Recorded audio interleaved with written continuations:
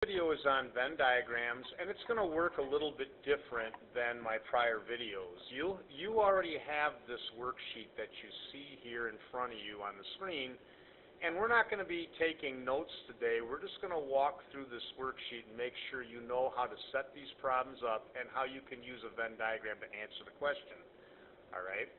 So you don't need notes out. We'll just fill this out as we go. So let's read the problem that they give us first. And it says in this problem, out of 40 students, 14 are taking English composition, 29 are taking chemistry. If 5 students are in both classes, how many students are in neither class? How many are in either class? What is the probability that a randomly chosen student from this group is only taking chemistry? So let me number this. They're actually asking us to do 3 things. Here's question 1. Here's question number 2, how many are in either class? And here's question 3, what is the probability that a randomly chosen student from the group is taking only chemistry? So there's a lot of stuff here to do, and let's draw a picture of the situation first. So there are 40 students in the class, so the first thing you notice I did is I drew this big rectangle, and I put a 40 out here. That means that in this box, I need 40 students. 14 are taking English composition, so I drew a circle for English, and I put a 14 outside the circle. That means inside the circle, when I'm all done, there's got to be 14 people in here. 29 are taking chemistry. I drew a second circle. Now here's this is why we're drawing this picture. This is the most common mistake people make. Well, 14 are taking English, 29 chemistry, 14 plus 29, there's 43 people. We got a problem. That's not right because they said there's only 40 students total, so that's why we got to draw the picture. Okay? In other words, there's some people doing both classes. So, it says, if 5 are in both classes, well, that gets me down to this next picture. Do you notice how I should put a 40 out here? They put a 5 in here. Now, think for a minute. There's 14 people in the English circle. Blank plus 5 has to add up to 14. Does it make sense that I must have 9 people then here in the English circle? So 9 and 5 add up to 14. So here's what this means. There's 9 people only taking English and another 5 people that take English, but they also take chemistry. Let's finish the chemistry circle. 5 plus blank should equal 29. Well, 5 plus 24 is 29. That's why you see in this next box we filled in 24. Okay? Let me keep on moving down here. Okay, now remember, there were 40 people all together in the class. So let's add these numbers up. There's 9 people only taking English. There's 24 only taking chemistry. And there's 5 people doing both. Let's see what that adds up to. 9 plus 24 is 33. And 33 plus 5 is 38. If there's 40 people in the class, there must be an additional 2 people not doing either class because I had English and chemistry students adding up to 38. 38 in here plus the 2 here gives me 40. Okay? Now, with my picture drawn, it should be easy to go back and answer the questions. So let's go and answer the questions now. Okay? So I want to have this picture. Oop, there we go. Let me get this to there. All right, so let's answer the question.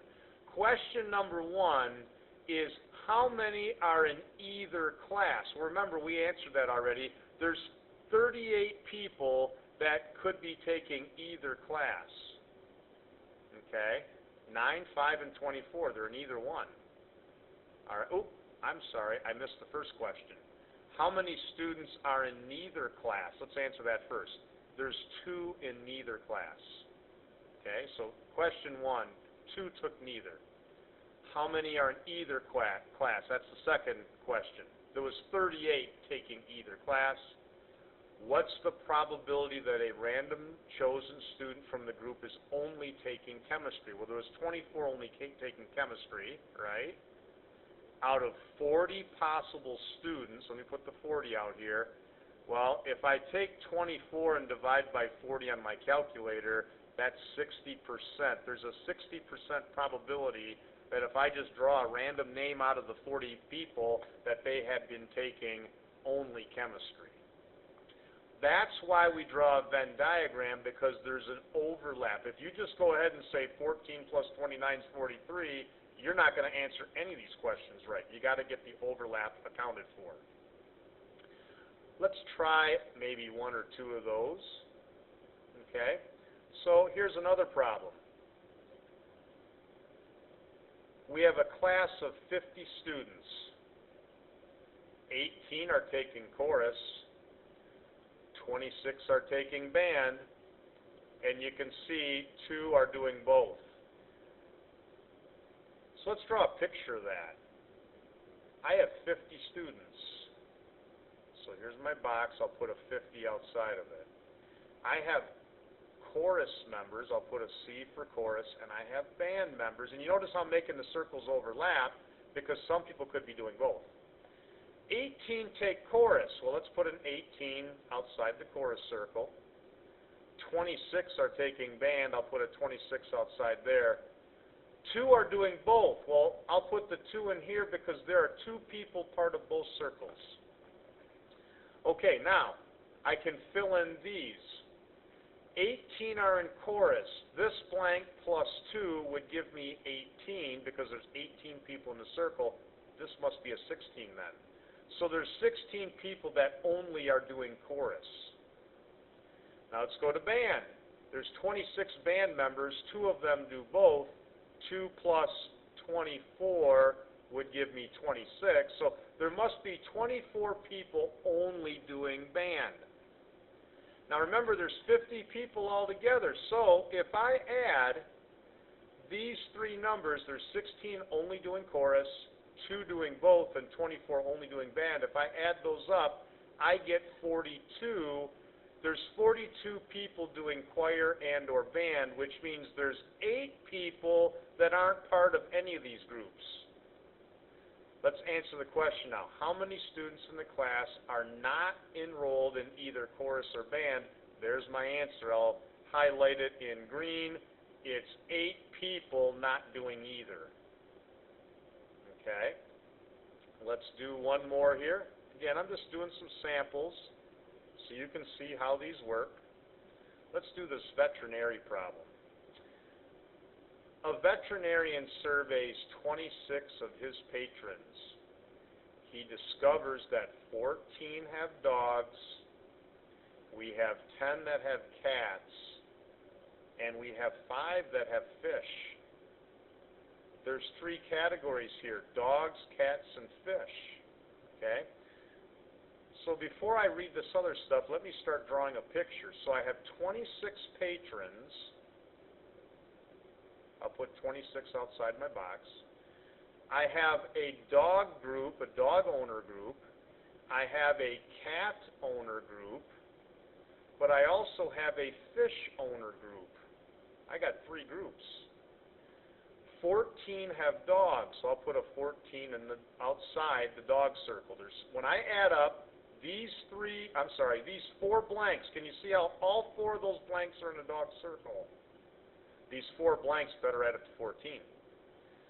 I have 10 cat owners. When I add up 1, 2, 3, 4, those 4 blanks had better add up to 10 because there's 10 owners that own cats. And then the fish circle, there's 5 fish owners. Let me put a 5 outside of this. When I add up these 4 blanks, they better add to 5. Okay. Now, next, 4 have dogs and cats. We've got to be really careful here. I'm going to highlight this. Do you notice that where I'm highlighting that these people in here would be the people owning dogs and cats at the same time? Now, some of you might be thinking, wait, these people here own fish. That's fine. 4 people have dogs and cats. These 2 have to add up to 4 because these are the dog and cat owners. Okay? So maybe I should just highlight that. 3 have dogs and fish. Okay, same thing. When I highlight, these 2 spaces that I'm highlighting have to add up to 3. So maybe I should number those. These have to add up to 3. These 2 here had to add up to 4. And then let's do the next one. Get my highlighter out again. It says 1 person owns a cat and fish. Well, that means these 2 categories better add up to 1 because these are the people that would own cat and fish at the same time. Put a little 1 outside, remember. Okay? And now here's my last clue, and this is an important one. It says no one has all 3 kinds of pets. You notice what I'm putting here in orange. These are the people that own all 3. Nobody owns all 3. So I'll put a 0 here. Nobody owns all 3. Okay, I can fill this thing out now. Remember how we said 4 people own cats and dogs? This plus that has to equal 4, so I now know that's a 4. Maybe I should rewrite that. It wasn't written well. Let's do that again. There's a 4 there. These 2, remember dog and fish owners, there were 3 combined. Well, 0 plus, this should be a 3, would add up to 3. And obviously here, if there's 1 cat and fish owner, 0 plus 1 would get me my 1. Well, now I can add these things up and figure out the rest. There's 14 dog owners. This plus 4 plus 0 plus 3 has to add up to 14. This must be a 7. 7, 4, 0, and 3 add up to 14. 10 cat owners. 4 plus 0 plus 1 plus 5 would give me 10. And in the fish circle, there's 5 fish owners. 3 plus 0 plus 1 plus 1 would give me 5. Now I can answer, oh, I better do one more thing. There's 26 owners. When I add, I'll circle the numbers in red. When I add all these numbers up, this tells me how many people would own cats, dogs, and fish, or combinations of them. Let's add those up real quick. Okay? So 7 plus 3 is 10. 10 plus 0 is 10. Plus the 4 is 14. I have 14 here. 14 plus the 1 here is 15. Plus the 5 here is 20. Plus the 1 here is 21. There's 21 people owning dogs, cats, and fish, which means there are 5 people that don't own any of those kind of pets. So we could have people going to the vet with a snake, or their pet canary, or their pet hamster, whatever. There's 5 people that own pets that go to the vet, but they don't have dogs, cats, fish. Let's answer the question now. How many patrons have none of these pets? Well, there's my answer. I'll highlight it here in orange. It's 5. Okay? If I ask you how many people only own a cat, can you see in the picture there's 5 people that would only own a cat? Okay, so those are the kind of questions we can answer now that we have the Venn diagram. Moving on, there's another page here, so you're going to practice some of those. I have a page of here, just a page of shading, and then some more Venn diagram practice questions. You should be able to try these 2 on your own now based on what I went through in the video. Let's talk about the shading, because this is something this is one of my I can'ts. I can shade Venn diagrams properly. A intersect B. Now remember, intersect means what do they have in common? So I kind of like color coding. Now from this point on, in this part of the video, if I use highlighter like this, that's what I'm thinking in my brain. I'm not writing it on paper. When I write in pen like here, that's what I'm writing on paper. So you can see I drew this picture on paper.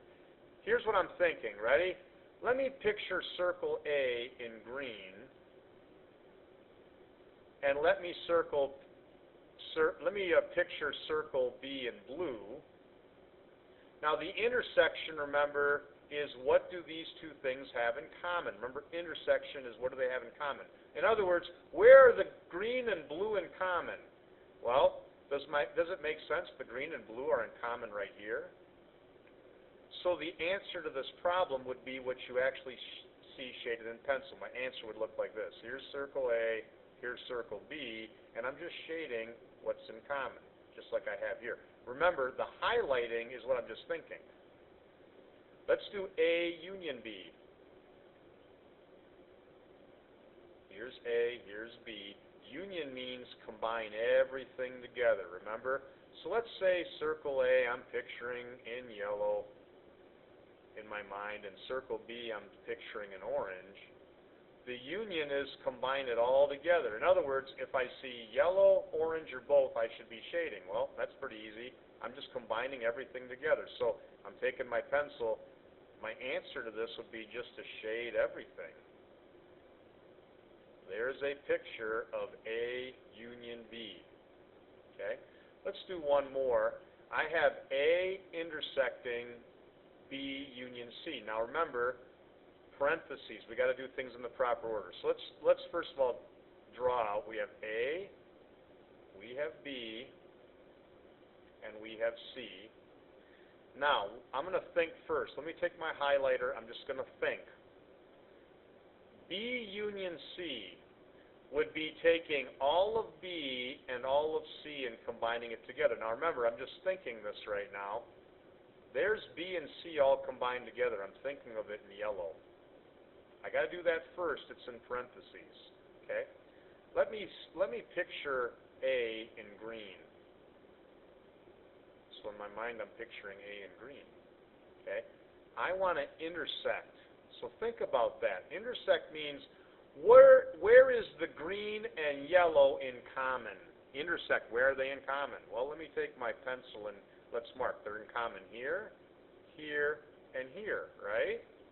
That's where they overlap.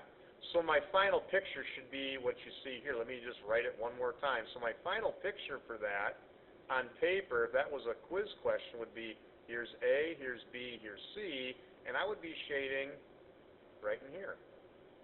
That's where B union C intersects circle A. Moving on to other parts of the worksheet. So these you can try on your own now. Okay, these questions, I'm just going to make a little note. Okay, I'm not going to go through these. We can talk about these if we need to in class. The answer key is posted for these. These are very hard. Okay, these two. These are above quiz level problems. In other words, I would not put something like this on a quiz or test. These are more difficult than what I would ask you on a quiz or test. Okay? However, I put them on this worksheet for this reason. I figured if you want to try them, if you can get these done, I guarantee anything I would give you on a quiz or test you'd find easy. So I would suggest you try them. I'm not going to do one right now, but if you want to try it and you can do these, I'm telling you the quiz and test stuff will be a piece of cake for you. Okay? Here are some more shading questions. I'll do one more of the shadings with you. Let's look at this one. A intersect B. Okay, so where is A and B in common? I'm thinking in my head. I'll think of it in blue. A and B are in common right here. This is where A and B overlap. Okay, that's my first set of parentheses. Let's go to the second set. A intersects C. Where is A and C in common? Well, A and C would overlap here. So I want to unite the blue and the yellow. In other words, where is blue and yellow, or I said that wrong, anywhere I have blue, yellow, or both, I should be shading. So the answer to this would be, okay, I got blue here, I got both blue and yellow here, and I definitely got yellow there. My correct shading would be what you see right here. Okay? And then the last part to this video would be,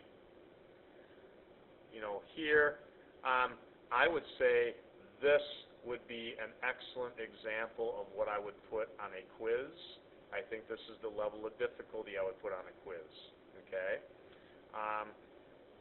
I think I'm going to stop the video here. I think you have a feel for what you need to do today, and I want to give you time to practice it.